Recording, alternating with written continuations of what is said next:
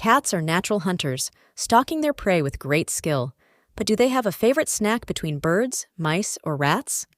Turns out, cats often lean towards mice or rats. These creatures mimic the size and movement of their ancestral prey. Cats have a unique hunting strategy.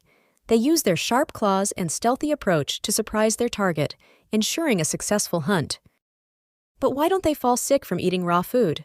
Well, cats have strong stomach acid that kills harmful bacteria effectively. Their bodies are also designed to digest raw meat, unlike humans.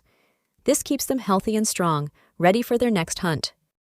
That's 1 minute! See you tomorrow for more cat learning!